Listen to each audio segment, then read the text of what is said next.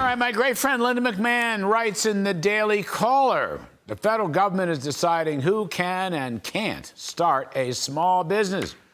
Now she joins us. Welcome back to the show, Linda McMahon, former Trump head of Small Business Administration, chair of the America First Policy Institute. Linda, thank you for this.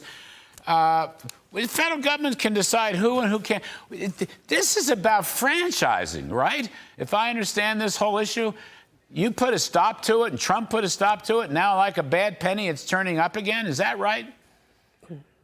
Yeah, and we found out that it didn't work too well under the Obama administration. You know, Larry, I don't think that the president totally realizes that about, a third of franchise businesses are owned by minorities. And when you put these kind of rules into effect, which literally says that if a mother franchise, if you will, McDonald's Corporation, there's a small franchisee comes in and starts his business. Well, now that small business is going to be treated like an employee-employer relationship, which takes away all the incentive of the franchise owner to be his own marketing person, to hire who he needs or she needs, to really reach out into the community and whatever relationships they want to develop.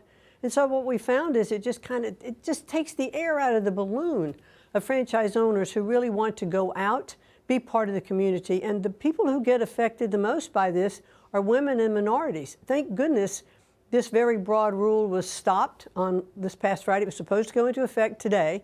And a Texas judge ruled that it was too broad and it had to be looked at again. And sort of the National Labor Relations Board is going to appeal it. But this is really a bad rule. It cost franchise owners, I think there were 376,000 jobs lost when it was in effect in the Obama administration.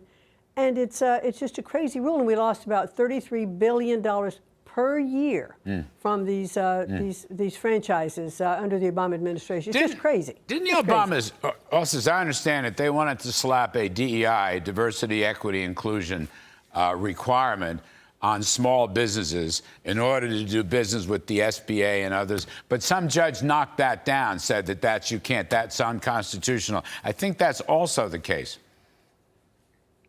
Yeah, it clearly is. I mean, if you take a look at what we did in SBA under the Trump administration, it was just all comers. Come in. If you qualified for a loan under SBA, we didn't look at race, we didn't look at color, creed. We looked at did you qualify with the banks who were supporting you in your line of business. Now, this particular rule that you just mentioned, this is under the Commerce Department. These are grants that go to small businesses. And so that's the other side of that coin, that the lawsuit was actually brought by those who were not part of the minorities, which were Black Americans, Hispanics, Asia Pacific, Islanders, et cetera.